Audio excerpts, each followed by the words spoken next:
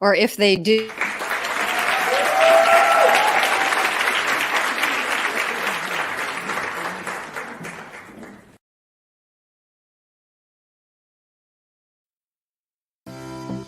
Welcome to Why We Podcast with your host, Vik Rajan, where attorneys, accountants, coaches, and clients share how their show helps their clients, their audience, their guests, and their own practices. You can watch episodes on YouTube and listen through Apple Podcasts, Google Podcasts, Stitcher, Spotify, and more. For the live stream and prior episodes, go to videosocials.net/whywepodcast. Have you ever thought about hosting your own podcast? Already host one? Do you like to be featured on other people's podcasts? Come to our next show host networking event and introduce yourself to dozens of podcast hosts who interview subject matter experts like you. You can RSVP for free at videosocials.net/showhosts. Now here's the host of Why We Podcast, Vik Rajan.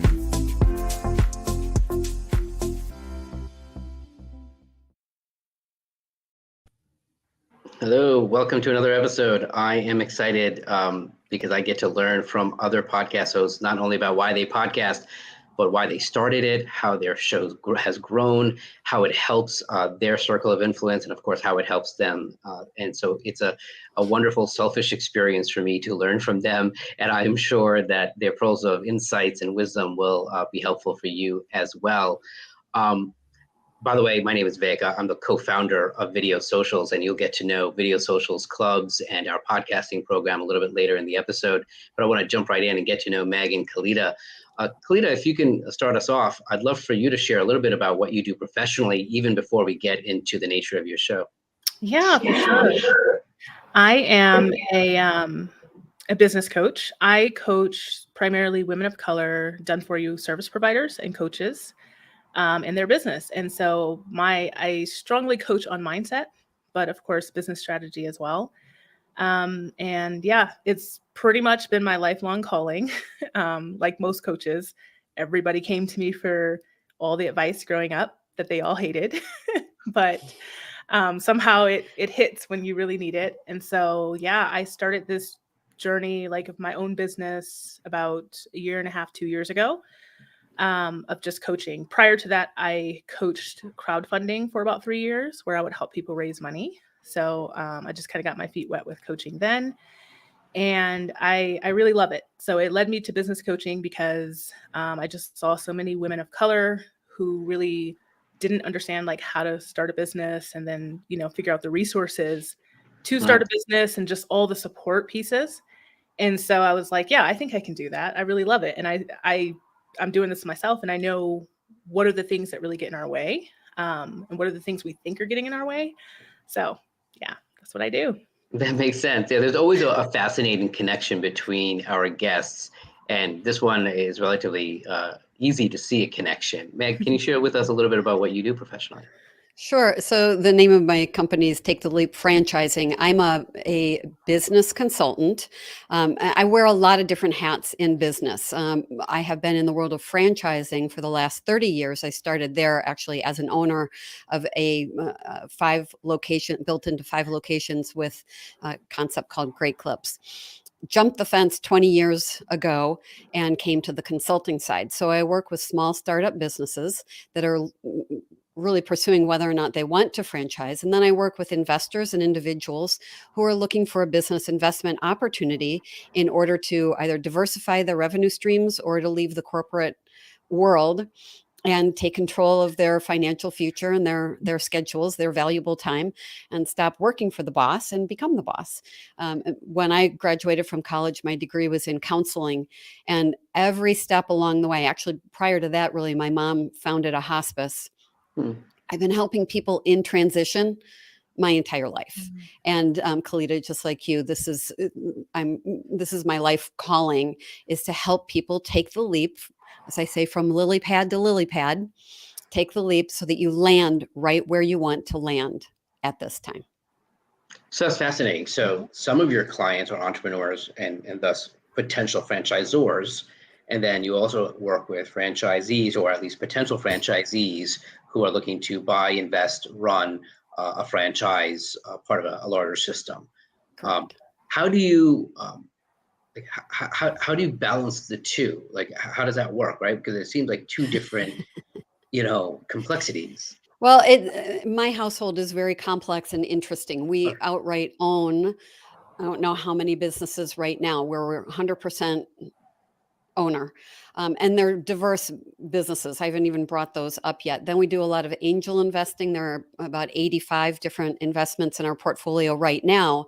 So from upstairs to downstairs, my husband works downstairs and I'm upstairs. He'll come to me frequently and say, I'm looking at this angel investment. Does it look like a franchise to you? Is this something that there's enough low-hanging fruit, high demand, consumer trends? I'm watching those all the time.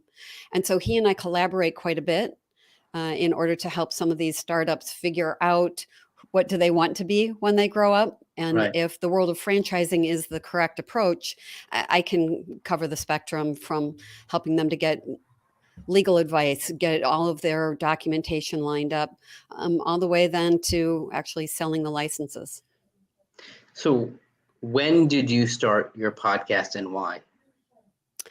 Well, I have been helping people take the leap for a long time. And in the franchise sector, I represent a company called FranChoice. We've got a great portfolio of companies, but over the last 20 years, I've had some super successful placements.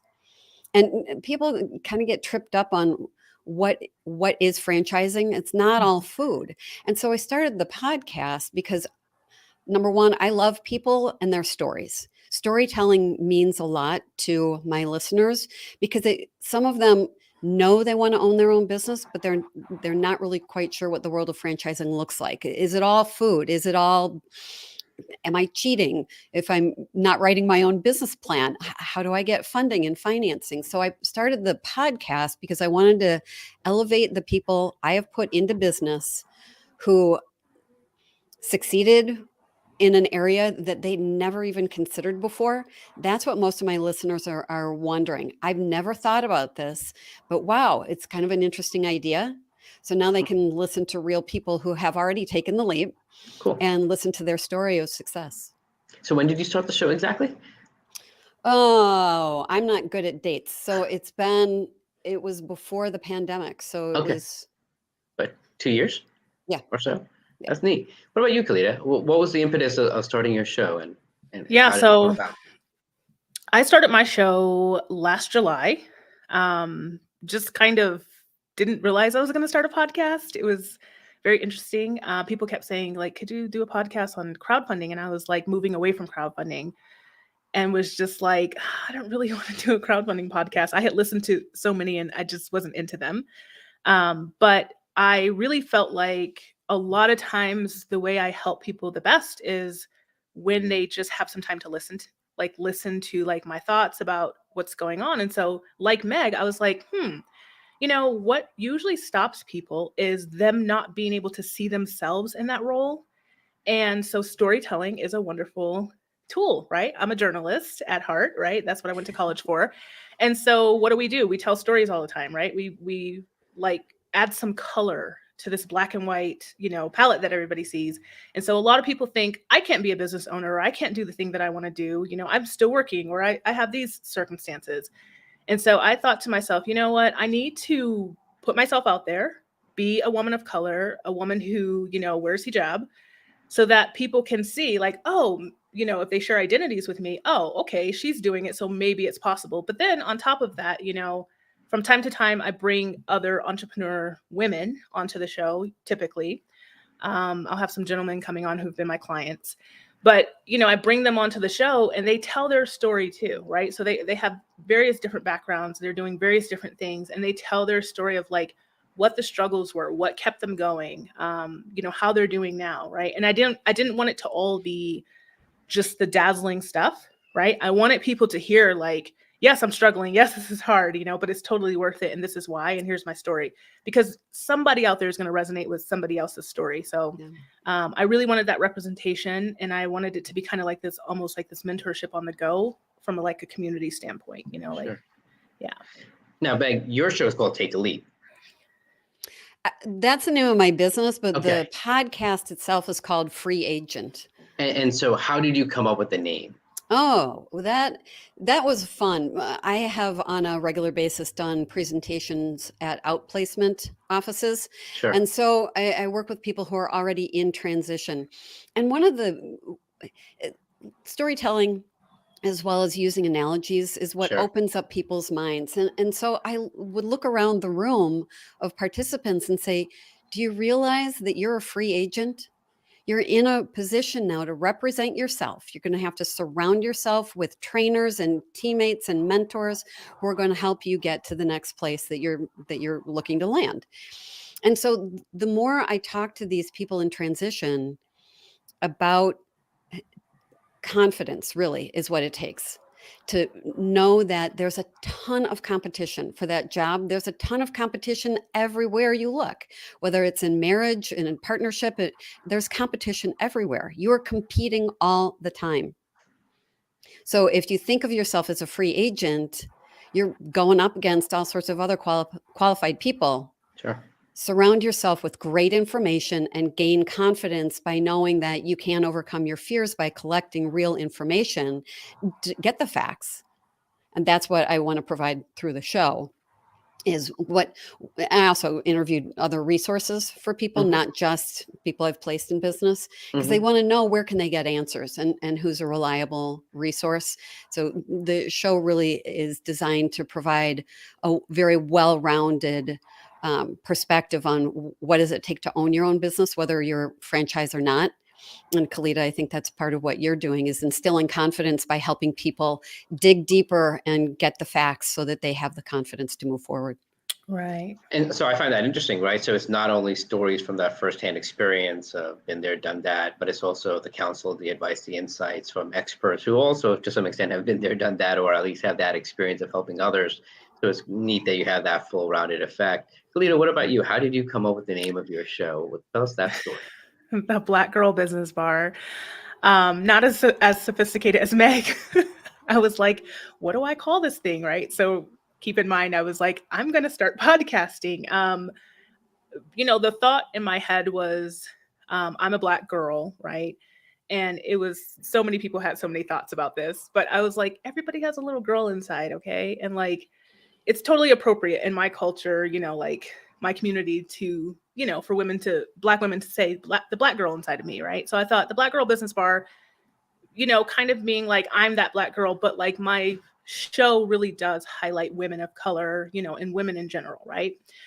So the idea was like, you go to a business bar and there's like a variety of things that you can learn, right? So I was going to be bringing guests onto the show who would, like Meg said, teach, here's how you set up business credit. Here's, here's what's going on with your mindset. Here's what's going on. Here's how I built my business, or here were the things I stumbled on. So it was just more meant to be this space where people can come listen, they can get mentorship and really understand. And so it's kind of like a la carte, like take what you need. Yeah. Sure. So that was just kind of my thought. There may be a rebrand in the but can't confirm that just yet. Okay. All right. Well, if you have an announcement, you feel free to make the No, announcement. not yet. It's just something I've Okay. been thinking about, to make it more relatable to more people. So Okay, fair enough. Yeah. And have you seen it not be relatable to some people because it sounds so specific to other Black women, or? I think initially I had because I do have a very, culturally diverse friendship group, so a lot of my friends were from different parts of the world. And some of my Arab friends were like, so we are not allowed to listen to your podcast. And I was like, no, you're allowed to listen to my podcast, but they're also not in business. So I was kind of explaining marketing and things like that to them. And I was like, it's just kind of my take. But I think for the most part, it has really attracted a lot of entrepreneurs who just come and they'll hear the name and they'll be like, okay, cool. And when I look at my stats, it's interesting. People listen to the show in South Korea and all over the place. So maybe the name's not as off-putting as I was like, so. Yeah, you should ask the audience that and kind of see, Right. is it something where they're able to relate because it's you and of your personality, where they're able to kind of go along for the ride and the journey that you're bringing them to. Right. Speaking of your audience, and I'll ask Meg the same thing in a moment, can you share any stories or any kind of feedback that you have gotten from listeners and I would say viewers in the future, but listeners especially, that where you have this global and diverse, even locally, this community. What have you heard? Have you heard anything from them? Yeah, so I think the biggest like piece of like, so people will email me because I'll tell them they can email me. I think what I've heard the most, the comment that I get the most, or the email that I get the most, is just like, usually somebody really is resonating with a guest. I really love that. Oh my God, I'm so glad that I heard her story because I'm going through this, right? So people send me some downloads sometimes. And then also the main thing, the biggest thing was, I'm just so happy to see like somebody doing this because I wanted to do this, or I wanted to start a business, or I want to start a podcast.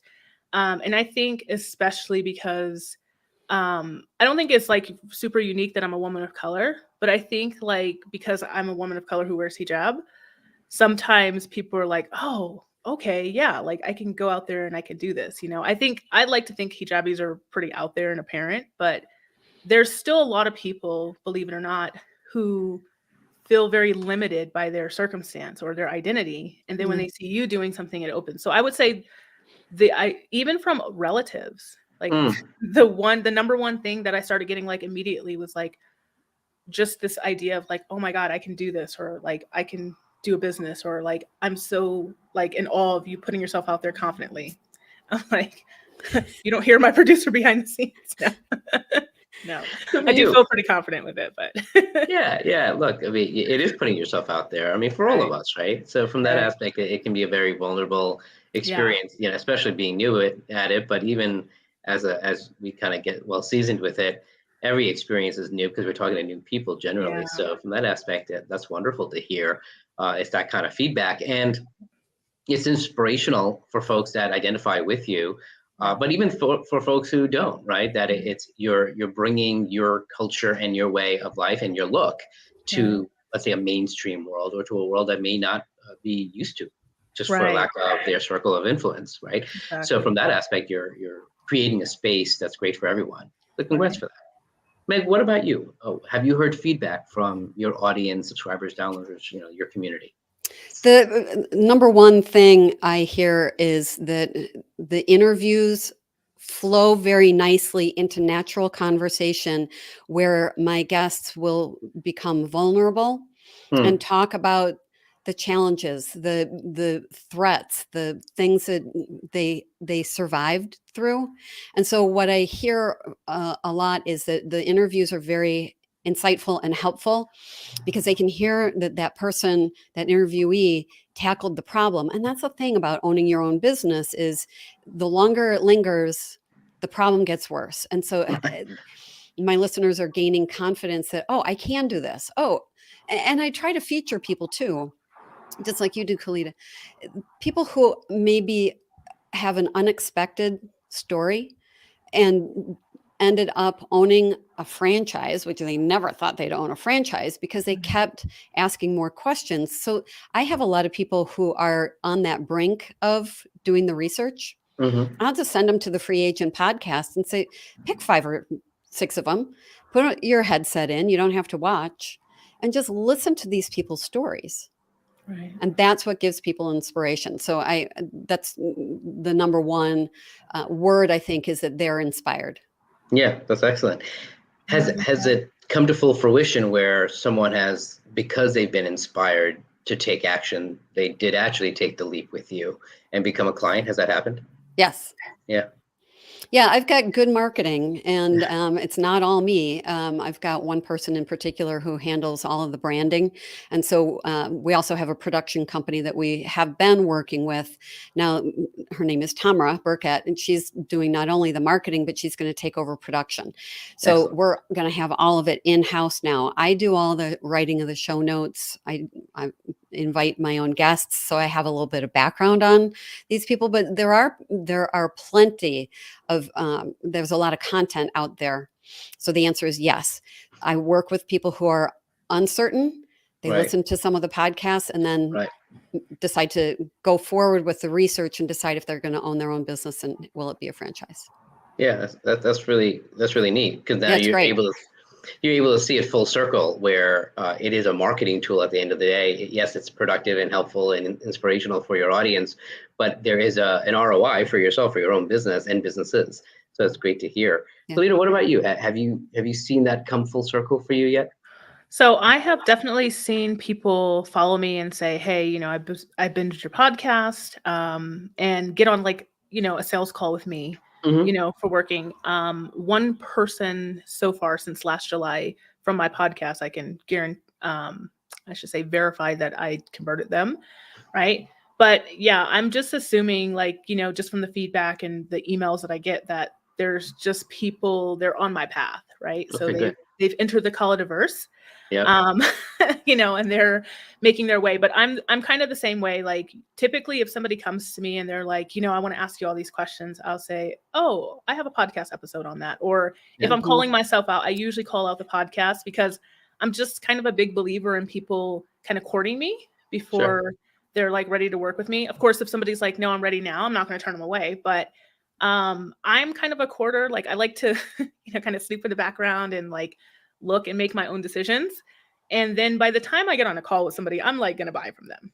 They don't know that, but I'm going to buy. So I kind of like to give people that same, space to nurture themselves. I don't want anybody just coming to work with me because they're like dazzled by like one interview. I'm like, no, you really need to know who I am and like be used to seeing me and hearing me, because I have a great smile, but sometimes I can be tough. So,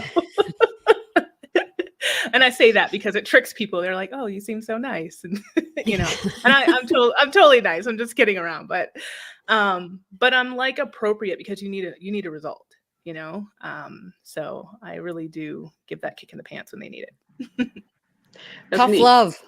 Tough love, right? Right. And have you, each of you also have guests on your shows? So Khalida, can you share an experience? Have guests come back? Have they benefited from being on your show? Have you heard anything like that? So I've heard from like a few guests. I'm kind of really trying to revamp how I want to bring guests on the show. I think this is part of just being a new podcaster. Just really thinking like, who is going to be the most helpful, right? Like how, not only who's going to be the most helpful for my audience, but how is this going to help them out, right? So I would like find somebody that I was really interested in talking to, or they would find me, and then I would kind of onboard them and think like, in the beginning, I would have like this 20-minute conversation to see like, what are we going to talk about, and then like really think, how is this going to benefit my audience, right? But then getting them to kind of like share, right? Like share with their audience and, like see, I don't know, like kind of do the marketing on their side. I would be like, so I'm still kind of working those things out, right? Okay. And I work with a producer where, he's also journalism background, right? So really great with storytelling. And so like we've discussed this process of like, how can we make it like more beneficial for them? But I think in general, I've had a few people that I've interviewed. I still think my interview count is kind of low, who, have told me like, yeah, somebody found me from your podcast, right? Or, like going on the podcast was really helpful for me to like explain my story and like really see like where I want to go. And then on occasion, they'll come coach with me. Okay. Which has been kind of nice. So, which is kind of a nice. That's not always the expectation. That's not really my goal. Yeah, that's not really my goal. But it is great. Look, that's awesome. But it is very much working with guests. Right. One of the things we chat offline, where one of the things that we're helping our clients do is have that post-episode review meeting, where I hope we get a chance to do that offline and off the air, so to speak. All right, how was the episode for you? Were you able to share it? Did people get a hold of your call to action, if you have one, which we'll talk about later, and really go through the motions of understanding each other's businesses beyond even the context of the episode? Do you do anything like that, Meg, with your guests, of kind of breaking bread after the episode, like a couple of weeks down? So because a lot of the people I interview are also participating in a monthly networking group that I run, I have the benefit of inviting them, because I run the networking group. I've been working in this particular area for 20 years. So I've got a pretty deep pool of people I can tap into. And so, when their segment is ready to launch, we send an audiovisual clip that Mhm. that we can all upload to feature Mhm. the episode, I mean. And so we forward to each guest the video clip, and then also the one sheet teaser that then Sure. inserts their picture, their name, their title, contact information. So we have a whole approach to grooming them before the interview, and then sending the collateral after the interview so that they can post it on their own media platforms. So it sounds like Khalida does do kind of that vetting pre-interview type thing. And it's, how do you groom, Meg? How do you groom your guests, so to speak? I have it easy, not to cut you off, but I have it easy for me, right? Because you guys are veterans at hosting your own show. So there's not much grooming needed. But how do you work with your guests before they come on? So I have an email format that I forward to them Okay. and give them 5 or 6 questions that I may or may not ask, but I Okay. want them to consider ahead of time so that Right. they have in their head some responses that they Right. can pre-formulate. I don't ask those questions typically, but if it comes up in the interview, it's a real natural for them to be able to leverage off of that preliminary Sure. sheet with the 5 or Yeah. 6 questions. I also send them the script that I read at the beginning of the show. We edit it out typically because it's in the intro Mm. already pre-recorded, but it helps them in the moment to hear what is the purpose of my show, who is my audience, what kind of topics and conversations are we going to cover, and that helps them to be more spontaneous. That makes sense. I like that. And some, spontaneous, but also kind of prepared at the same time. So I guess, both they're able to be prepared to think on their feet, as it were. Correct. Right. And so that's the beginning of literally before the episode, that's the beginning of the episode. And then afterwards, you follow up with them with all the clips so that they have the episode links for them to share. So that kind of gives a nice life cycle for the guest. And these are folks that to some extent you're seeing often anyway, because they're part of your networking community. So you're literally seeing them on a month-to-month, week-to-week basis. I do, though, go to LinkedIn, use Sales Navigator. I will find people who I think sound interesting. Yeah. Maybe they've written a book and I've read it. They've Yeah. done a podcast and I've listened to it. And so I do end up interviewing people I really don't know. So to have that collateral that I can send ahead of time helps them to get to know me as well. It is interesting with people I don't know. Sometimes that preliminary conversation is much more animated than the interview itself. Oh my God, so true. How so? What do you mean? It sounds like Khalida has the same experience. What do you mean? Oh, I've met some really interesting people. Just trying to expand my Sure. Network. well, the network too, but to expand the topics. And so, Khalida, if you're going to pivot with your show, it's really pretty easy to do and still stay on topic, but draw in a different Right. audience. And so I've reached out to some people and said, hey, 6 degrees of Kevin Bacon, right? Hey, I've looked through your LinkedIn profile. I Right. read the clip of your book. And so let's hop on a 15-minute call just to get to know each other. And it's animated and it's fun. And then we get to the interview and it's a little Yeah. stilted. There's some dead space. It's kind of interesting how that happens. Do you think it's the deer in headlights of being on video, or what do you attribute it to? Some of these people are experienced. Okay. So I couldn't tell you for sure. Yeah. Right. It's But odd. it is one of those things that happens to us though. And then as the host, you need to be able to tap dance a little bit and figure out, maybe I asked the question in a different way and it didn't come out quite right. Is there another way to phrase it? I will smile more. I'll, make facial expressions and try to get them to engage more that way. Sure. So try different techniques in order to kind of reverse the energy and get it to flow better. What about you, Khalida? It sounds like you have like similar experiences where you have that intro vetting call, and then how's it? Yeah, it's so funny. Those spontaneous calls is because they know they're not being recorded. I don't even think it's the video aspect, because I also send clips to my people and I kind of explain that to them too in like the intro email. So I have kind of an onboarding sequence, right? But I'm 100% sure it's because it's spontaneous, right? And like one of my superpowers is getting people to be really comfortable with me. Like if a person tells me like I hate phone calls and I can only manage like 5 minutes on the phone, I like make it my personal mission to see if I can keep them on for 30 minutes without without violating a boundary, right? Like making it fun for them, right? I don't believe in like forcing people to do stuff, right? But so yeah, like Meg, you get to the interview and then it's like, where's the person that I met like 2 days ago, you know? And so what I've generally done is said like, you know, like before we start recording, I'll say, it doesn't matter if you mess up, you know, my producer is going to take out all the stuff, right? We can always stop and say it again. If you hear a siren go by, you know, like we're just going to say it again. If you feel like you need to rephrase, you can say it again, right? So I try to get them to like calm down about like how they're going to sound and how they're going to come off just in the beginning. But I still struggle, right? I still struggle. And then we'll be like nearing the end and I'm like, okay, now they're loosening up. And that's not super helpful because we're at the end, but I do my best to get them like really loosened up and just, you know, like, this isn't the end of the world. You're not going to sound, you know, silly. Like we're going to clean it up, you know, so let's just have some fun, you know. But yeah, those first conversations, I'm like, I should just start recording those just in case. Right. You never Right. know. I used to do the same thing because we have different aspects of our company. We have the video interview podcasting part, but we have a video blogging platform. Mm-hmm. But we also have one of our first services called Phone Blogger, where we interview our clients over the phone. And these are private conversations that we then transcribe and turn into optimized articles. Right. And part of that process is brainstorming topics with our clients.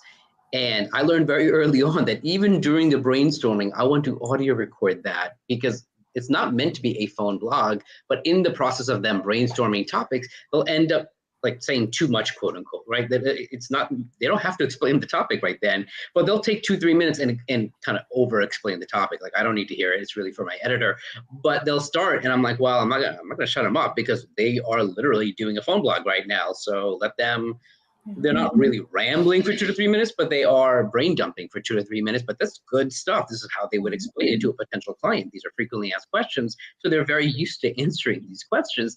So they just go into alpha mode and start brain dumping. And I'm like, this is great stuff. I'm happy that we recorded it.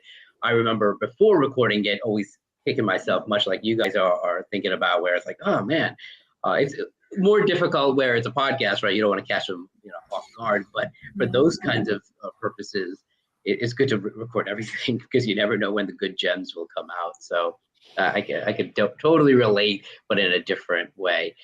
How do you guys structure your episodes? You know, Meg, you have kind of your, lack of a better word, intro, soliloquy, so to speak, that you cut out because it's in the voiceover. And then you have segments of the show. Do you end up having your own advertising call to action? Do you offer a lead magnet or a freebie? Like, how do you structure your show, Megan? Khalida, I'll ask you the same thing. Do you offer anything as a call to action for your listeners, even the guest, to then follow up with you on? So the free agent, whether you're at Apple or on my website, particularly on my website, I do have an ebook. What people don't know about the service that I do offer is that I don't charge them a fee. Yeah, we're going to get to that. Yeah. In order to help them find the right business, I'm compensated. I'm like a wealth manager or an executive recruiter. I work with specific companies in franchising that are looking for owners. Those companies are on contract with Franchise, who I represent. So there's never any cost to the individual who is curious about owning their own business. They don't pay me anything directly. They don't pay me anything indirectly. It's much like an executive recruiter. It's a success fee once we find the right opportunity. Now I'm off topic for your question. Going back to, yes, that's how you get compensated. But I was wondering, is there a stepping stone, a lily pad, if you will, of a lead magnet or freebie offer where you're driving people to sign up for that, and that becomes the lead into, let's say, a conversation of how to engage with them, even if they're not literally paying you directly? Yeah. That is nonetheless a way for you to do business. So the two things, I've been doing some TV segments out of Milwaukee called The Morning Blend. There's an ebook that I send to people. Cool. And then there's a 30-minute conversation. Ask me anything. Let's talk for 30 minutes. I will talk to anybody for 30 minutes. Sure. I used to try to pre-qualify them. And I found that people will self-select out of the conversation because it's not costing anything. Sure. They don't want to waste my time. I'll figure out if you're wasting my time. Right. in Right. those 30 minutes. So Yeah. I invite anybody to get a hold of me so that we can have a conversation about their interests. And you mentioned the ebook on the morning program. Do you also mention it on your show, on your podcast? It's in the collateral. Yeah. So it's Okay. posted with each episode, Okay. but I do not mention it on the show itself. Okay. In a moment, I'm going to break to my commercial, to my call to action. So you'll hear an example of that from me, and also for the audience. But Khalida, what about you? Do you offer any kind of a lead magnet or freebie call to action on your show? Yeah, so I have some, like, one recorded that we will play, not every episode, because some of my episodes might be like 10 minutes. But if I have like a 10-minute episode, then I might just point them at the end to like follow me on social media. Because I post sometimes different content over there and you can kind of get to know me a little bit better. But if the show's a little bit longer, or if I'm interviewing, then yeah, we'll drop a little in-house ad that's just calling them to, like, basically it's like, here's your pain point, here's how I help, book a call with me. So yeah, I'm totally a sales call girl. Like, I want to talk to my people and just make sure like I can help them. I'm pretty sure I can if they're getting on a call, but I really just love to talk to people and just understand their individual problems, because that also informs my marketing later. So yeah, of course, right. I mean, the more you can get to know them and what they're going through, the better it is for everyone, right? I mean, this way they're able to get the help that they're looking for. And obviously you're tailoring your sales conversation toward that, but it's benefiting all. Yeah, we're going to take a quick commercial break, but when we come back, I'd love to hear a little bit more about that call to action and how can people get a hold of that freebie from you? Where can people watch and listen to your show? And if you're a podcast junkie like I am, I always like to hear what podcast you're listening to. And if you know any of those hosts personally, it'll be a great opportunity for you to rave about them. Let's take that quick commercial break, and then we'll come back and wrap it up with you guys. Do you want your own podcast like this one? My team will do all the grunt work for you. Just show up, smile, and enjoy talking to your potential clients and referral relationships. Go to videosocials.net/govip to watch our 9-minute webinar for all the details. Are you a busy lawyer, coach, consultant like me? You should have a podcast done for you to get you more clients, impress your colleagues, and it becomes your perpetual referrals flywheel. We find you the right guests. We schedule your guests, handle all the podcast tech, get you into Apple Podcasts, Google Podcasts, YouTube, LinkedIn, Facebook, Instagram, and more. Done for you. Go to videosocials.net/govip to watch our 9-minute webinar for all the details. Now back to the show. And we're back. And part of that call to action I mentioned in the intro, or at least the intro voiceover mentioned. Have you guys, I don't think, Khalida, you've come. Have you guys come to our show host networking events? You guys know about that? I do know about it, but I don't think I've been there. Okay, so the next one, so it's the last Thursday of the month, and we bring together dozens of hosts like yourself, people who interview others. So have I recollected your memory, Meg? Did you come to the one in May? It was not May. I think it was March. March. And you didn't come in April.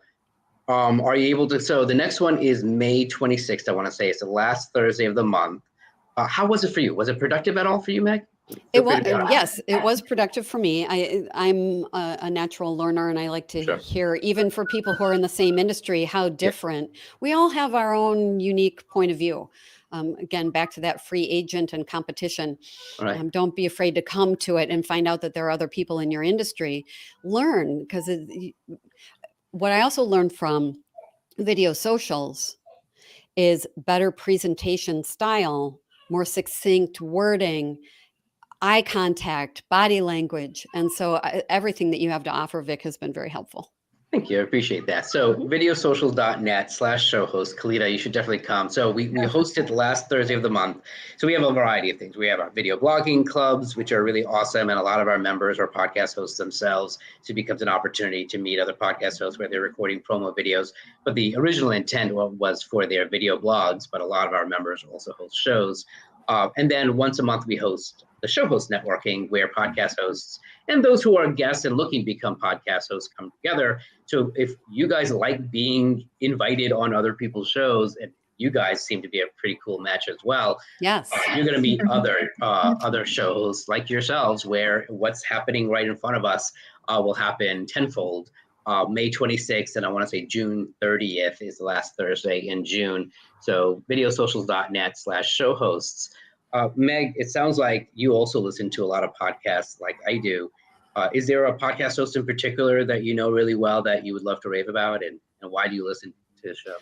So Chad Coe is a good friend of mine. He's been a mentor of mine over the years. And what I really appreciate about Chad's style is that while he's a wealth manager by day, he does all these other events where he's an auctioneer, he's a fundraiser, he's just a natural philanthropist and giver. And his goal for everybody is very similar to mine, and that's to be able to live an abundant life. He defines it in his own way. I define abundance in my own way. And so I think, again, just being a student of humanity, listening to his episodes and hearing how do people define abundance and how do they go after it? How do you, let's face it, after the last 2 years, it's been really challenging with mental health and being locked down, kept away. Sure. So abundance is something that you have to find on your own. Abundance and joy. Actually, I've got a sticky note right here for all of my goals for 2022. Joy, fun, yes, and play. All right. 4 words that define. And Chad is really the mastermind, and that's the name of the networking group too. But he's really the mastermind behind joy, fun, yes, play. It's all part of abundance. Oh, that's really cool. What's the name of his show? Do you remember? Living Your Abundant Life, I believe. Okay, great. He's got a LinkedIn Live as well. Okay, cool. And speaking of shows, how do people watch and listen to your show? I am very discoverable, Free Agent by Meg Schmitz. And so if you just, actually, I think we've got it now. If you just put in Free Agent into the search bar, Free Agent Podcast, it'll come up with mine. There are a lot of podcasts named the same thing, but we're so you want to put SEO. Meg Schmitz there so that we get the right one and the best one. Yeah. And I guess we'll learn about your ebook through there, but you want to tell us a little bit about the ebook? I don't know if you mentioned. Back to the name that you see, Meg Schmitz, Take the Leap. I have, from the very beginning, learned from my mother, holding up my palms from lily pad to lily pad. Take the leap. Yeah. And so the ebook is about taking charge of your financial future. Right. Your time, which is your time, no one's ever going to give it back to you, and becoming that free agent that is living inside of here. That's a good way of putting it. That's a good way of putting it. Yeah. So hopefully we can grab a copy and we can listen to your podcast as well. What about you, Khalida? How can people listen to your show? Yeah, so you can just search the Black Girl Business Bar. That's the only one that will come up. You can search the Black Girl Business Bar. Has its advantages. Right, exactly. There's no other ones. You'll see a picture of me on the front. Sure. And if people want to just, kind of hang out with me and get a sense of my personality, I hang out on Instagram primarily. And then, of course, in the link in my bio, you can grab my freebie. And just, come hang out with me. I'm usually in story a lot, just kind of living my life and, telling my philosophies. Just have fun over there. This has been fantastic. This is tremendous. I'm sure the two of you will definitely hang out outside of the show. This sounds like you'd be perfect guests for one another and see how that can fit into your schedules. Thank you so much for taking the time to be with us. This is tremendous to learn. For me to learn why you podcast and the benefits that you've given to your audience who have become clients and how your show has really grown to be a force beyond even your own business. That's tremendous. Thank you, Meg. Thank you, Khalida. Thank you. Thank you for inviting us. This is great to share the time with both of you and learn. Yeah, Thank definitely. You. Same here. Thank you, Meg.